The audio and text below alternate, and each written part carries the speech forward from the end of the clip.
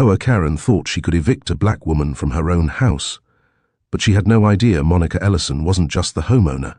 She was about to turn the entire neighborhood against Karen forever. Watch what happens when arrogance meets the truth. It was a bright Saturday morning in the quiet suburban neighborhood of Willow Creek. Monica Ellison, a poised black woman in her early 40s, was sitting by the large bay window of her living room, sipping coffee while reviewing blueprints for her next housing project. She wasn't just a homeowner, she was a respected real estate developer, someone who had built a reputation for turning struggling properties into thriving communities. But for the neighbors around her, few actually knew who Monica truly was. To them, she was simply the new woman who moved into the big brick house at the corner. The peaceful silence of the morning was broken by the loud, sharp knock at her front door. Monica frowned, setting down her mug. The knock wasn't polite, it was forceful, insistent, and followed by a voice that barked, "Shower inspection, open up!" Monica opened the door and was greeted by the sight of a thin, middle-aged white woman with sharp features, perfectly ironed khakis, and a clipboard clutched in her hand. Her name was well known throughout the community, HOA Karen. She was notorious for harassing neighbors over the smallest of things. Trash bins left out a minute too long, grass growing an inch too high, even the color of someone's curtains. Karen didn't bother with introductions. She glanced Monica up and down, her eyes narrowing as if Monica didn't quite belong there. "This property," Karen announced, tapping her clipboard, "is in violation of HOA standards. You'll need to vacate within 30 days. We don't allow tenants like you here." Monica raised an eyebrow. "Tenants like me?" She let the words hang in the air, her calm demeanor unshaken. Karen's tone dripped with arrogance, as if she owned not just the clipboard but the entire neighborhood. What Karen didn't know, what she couldn't even imagine, was that Monica wasn't just a resident. She was the legal owner of the very house Karen was threatening to take away. The battle had just begun. Monica stood silently in the doorway, watching HOA Karen scribble furiously on her clipboard as if she were issuing a court order. Karen pulled out a printed notice from a folder and slapped it against Monica's chest with a smirk. "Here, official warning letter.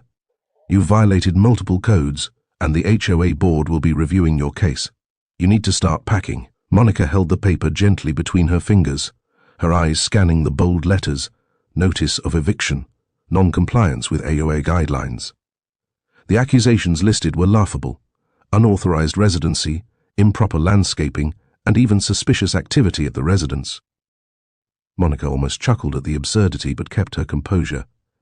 "Karen," she said calmly, her voice smooth yet firm, "I think you've made a mistake. I own this house."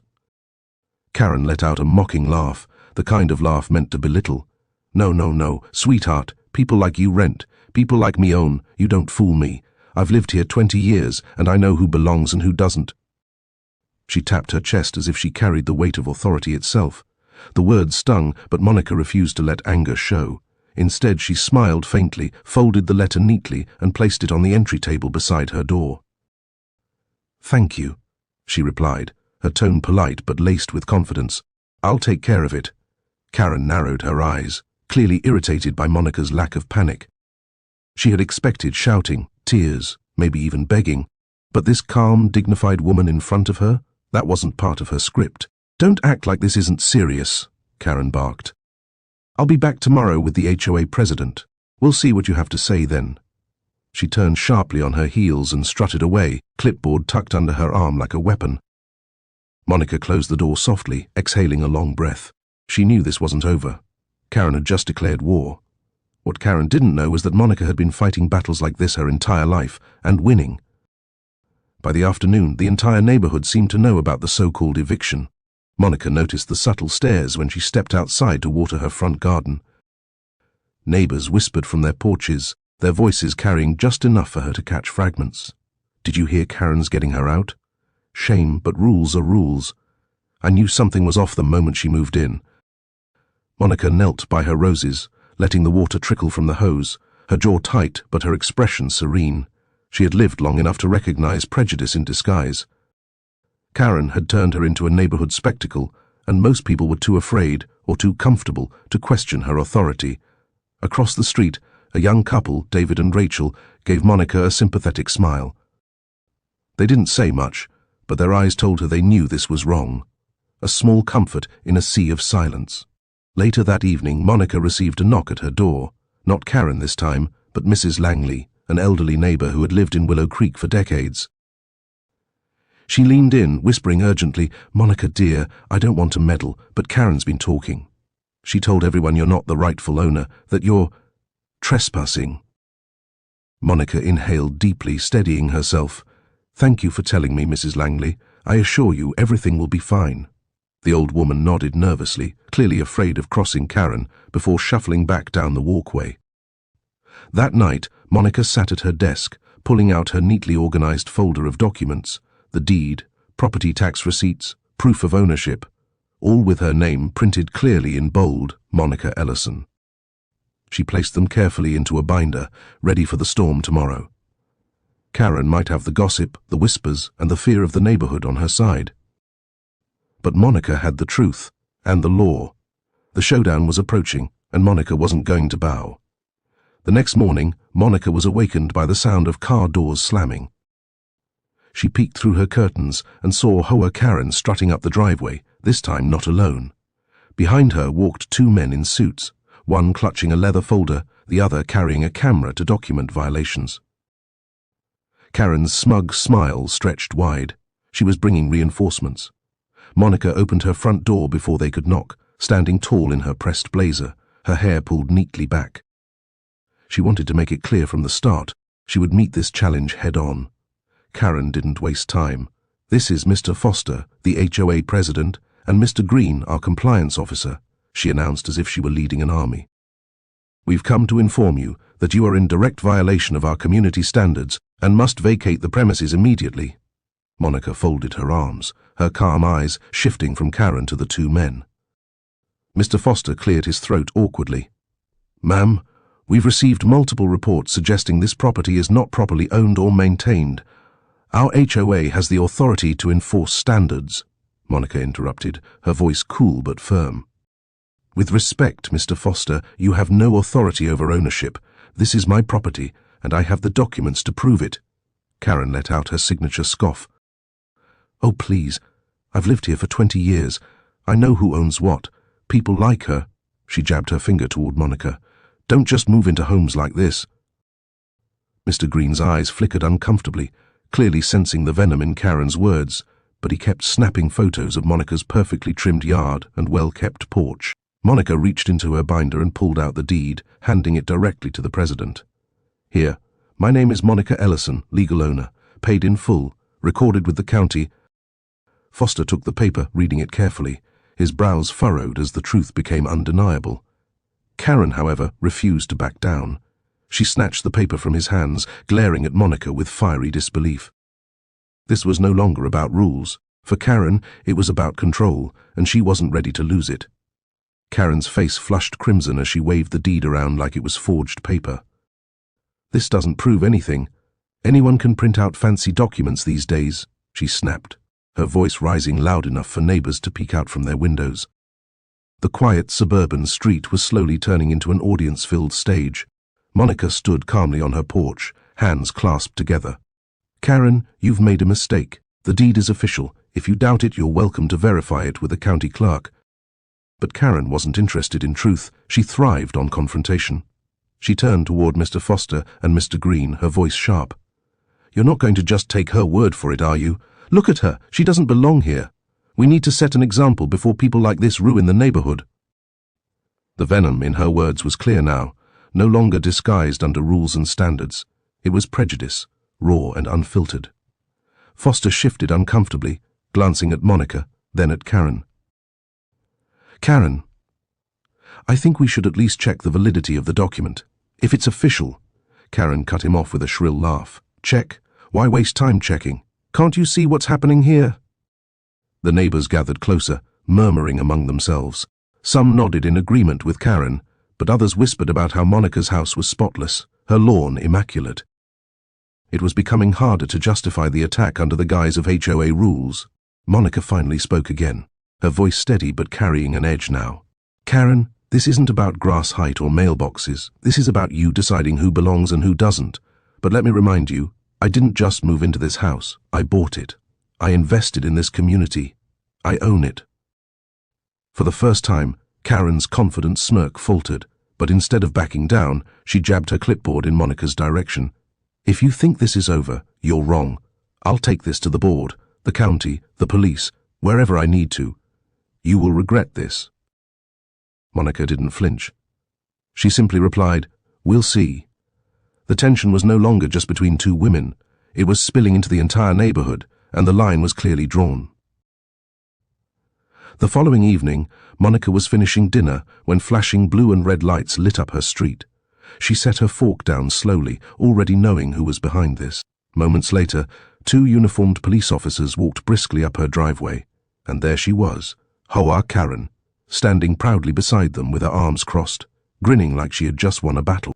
"Officers," Karen said loudly, making sure every neighbor on their porches could hear. "This woman is trespassing in a house she doesn't own. She's been warned multiple times, and she refuses to leave. I need her removed immediately." The officers looked at each other, then at Monica, who was already standing at her door. She didn't appear shaken or defensive. Instead, she had a leather binder tucked neatly under her arm. Her calmness contrasted sharply with Karen's frantic energy. "Ma'am," one officer began cautiously, "we've received a complaint regarding unauthorized occupancy. Can you provide proof of residence?" Without missing a beat, Monica opened the binder and pulled out the deed, her driver's license, and the latest property tax receipt. She handed them over with steady hands. "I am Monica Ellison, the legal owner of this property. Everything is in my name." The officer examined the documents carefully. He nodded, whispering something to his partner.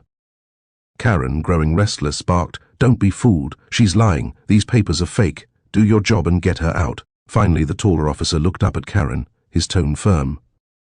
"Ma'am, these documents are legitimate. She's the rightful owner of this property." The color drained from Karen's face, but her pride wouldn't let her stop. "No, you don't understand. This is my neighborhood. People like her." "Karen," the officer interrupted sharply, "that's enough." The crowd of neighbors, once whispering, now fell silent. The power Karen thought she had was slipping through her fingers, and Monica hadn't raised her voice once. But Monica knew this wasn't the end. Karen wasn't the type to surrender quietly. The next morning, Monica noticed something new in the neighborhood. Flyers taped to lampposts, tucked under mailboxes, and even slipped onto her own porch. Bold letters screamed across the paper, "Know who's living next door to you." Beneath the headline was Monica's photo, clearly pulled from her public business profile, with a list of outrageous lies beneath it. Suspicious activity, dangerous connections, not a real homeowner. At the bottom, in neat handwriting, it read, "Reported by HOA Karen, protect our community." Monica held the flyer in her hands, her jaw tightening. It wasn't enough that Karen had tried to use the HOA and the police. Now she was poisoning the entire neighborhood with fear. By mid-afternoon, whispers were louder than ever. Some neighbors avoided eye contact, others lingered on their lawns as Monica passed, pretending to trim hedges while staring. The smear campaign was working, at least on some, but not all. Rachel, the young woman across the street, knocked on Monica's door. "I just wanted you to know," she said, holding one of the flyers. "We don't believe this garbage. Karen's out of control. You're the most responsible neighbor on this block. We've got your back." Monica gave her a grateful smile. "Thank you, Rachel. That means more than you know." Inside, Monica sat down at her desk and opened her laptop. She started drafting a formal complaint to the HOA board, attaching scanned copies of her ownership documents. She also contacted her attorney, forwarding photos of the flyers. This wasn't just harassment, it was defamation. Meanwhile, across the street, Karen stood with a cluster of neighbors, rallying them with her shrill voice. "If we don't stand firm, this neighborhood will go downhill. She doesn't belong here. I'll make sure she's gone before the month is over." But what Karen didn't realize was that her smear campaign was beginning to backfire. Some neighbors were growing tired of her crusade, and Monica? She was quietly gathering everything she needed to turn the tables, for good. By the end of the week, the atmosphere in Willow Creek had shifted. The flyers were still scattered about, but something unexpected was happening. Neighbors had started tearing them down. On Monica's evening walk, she noticed Mr. Patel, who lived 3 houses down, pulling one off a streetlight and crumpling it up. When their eyes met, he gave her a small nod of solidarity. Karen, however, wasn't slowing down. She stormed up and down the street with her clipboard, scribbling notes, pointing at Monica's house, and loudly complaining about unsuitable residents. But her usual followers were dwindling. Where 10 neighbors once stood behind her, now only 3 or 4 lingered, shifting uncomfortably at her aggressive outbursts. One evening, Monica received an email from the HOA board. It was brief but telling. "We've received your complaint and documentation. The board will meet next week to review this matter formally." For Monica, it was progress. For Karen, it was a threat. Later that night, as Monica watered her garden under the porch light, Karen marched over, her voice dripping with venom. "You think you've won because you sent your little paperwork to the board? Let me tell you something. You don't know who you're dealing with. I run this neighborhood. Always have, always will." Monica turned off the hose and faced her squarely. "No, Karen, you don't run this neighborhood. You bully it. That ends now." Karen's eyes widened, caught off guard by Monica's directness. For once, she didn't have a comeback ready. She huffed, stomped her foot like a petulant child, and stormed back to her house. From across the street, lights flicked on as several neighbors peeked through blinds and curtains. For the first time, the balance of power seemed to shift. Karen's grip on the community was cracking, and Monica's quiet strength was shining through. But the board meeting was coming, and Monica knew that's where the real verdict would be made. The night of the HOA board meeting, the community center parking lot overflowed with cars. Word had spread quickly. Everyone wanted to witness the showdown between HOA Karen and Monica Ellison. Inside, folding chairs lined the hall, neighbors filling every seat. At the front table sat the board members, President Foster, Treasurer Ms. Gomez, and Secretary Mr. Whitman. They shuffled papers nervously as the buzz of conversation filled the room. Karen sat in the front row, clipboard in hand, her expression smug. She glanced back at the crowd like a queen surveying her subjects.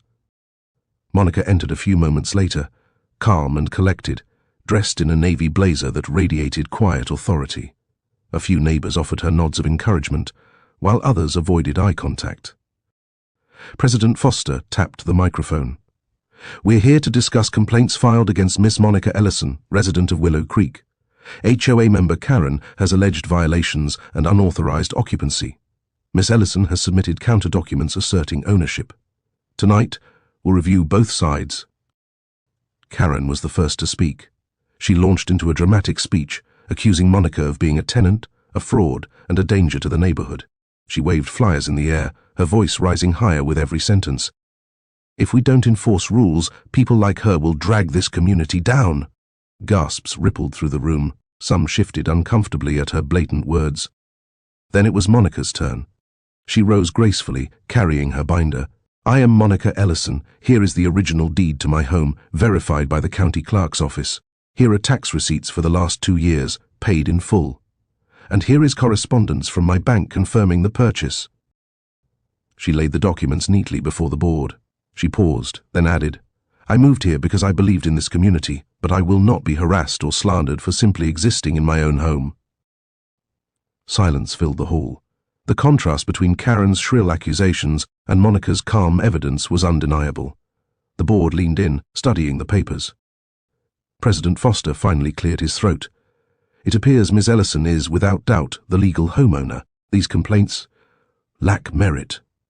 Karen's face froze in disbelief, her clipboard trembling in her grip. The room shifted. Neighbors began whispering, not against Monica but against Karen. The tide was turning. The words from President Foster still echoed in the hall, without doubt, the legal homeowner. For a moment, silence lingered, heavy and undeniable. Then, as if someone had pulled a string, all eyes turned to HOA Karen. Her face was pale, her jaw tight, her hands shaking as she clutched her clipboard. "No," she shouted suddenly, slamming the clipboard onto the table. "This is wrong. You're all blind. She doesn't belong here. She can't belong here." Gasps filled the room. A few neighbors shook their heads, others whispered in disbelief. Karen's polished image, once feared and respected, was unraveling right before their eyes. Monica, still standing at the podium, did not flinch. She simply looked at Karen with steady, unshaken eyes. "The truth doesn't need shouting, Karen. It speaks for itself." Karen lunged forward, pointing a trembling finger at Monica. "You're a liar. You forged those papers. I'll call the police again. I'll take this to court. You'll see. Treasurer Ms. Gomez spoke firmly. Karen, that's enough. The board has made its ruling. Ms. Ellison is the rightful homeowner, and your claims are baseless. Continuing this harassment will have consequences. But Karen couldn't hear reason anymore.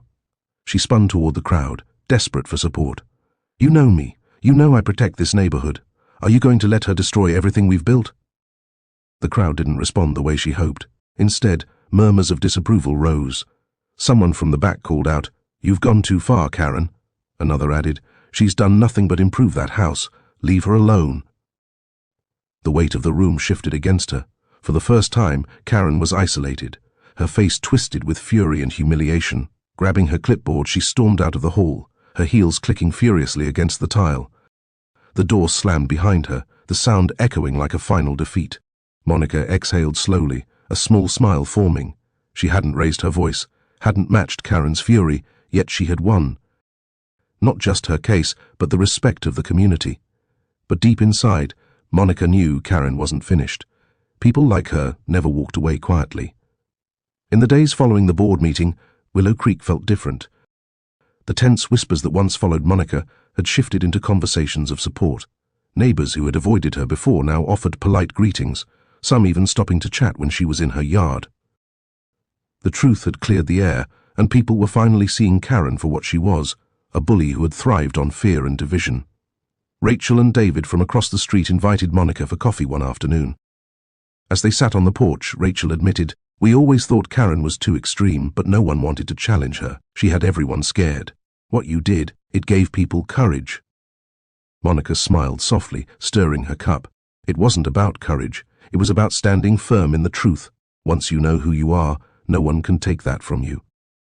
Meanwhile, Karen's absence was noticeable. Her once daily patrols with a clipboard had stopped, fewer people visited her house, and those who once followed her lead now avoided her altogether. The power she had wielded so recklessly had evaporated in a single night of exposure. But Monica wasn't interested in Karen's downfall. She turned her focus to what she had always done best: community building. She hosted a small neighborhood gathering on her lawn, inviting everyone with open arms. There were snacks, music, and even a small bounce house for the children. To everyone's surprise, Monica wasn't bitter. She didn't speak about Karen or the ordeal. Instead, she spoke about making Willow Creek stronger, safer, and more inclusive. "A neighborhood should feel like home for everyone who lives here," she told the group. The applause that followed wasn't just polite, it was genuine.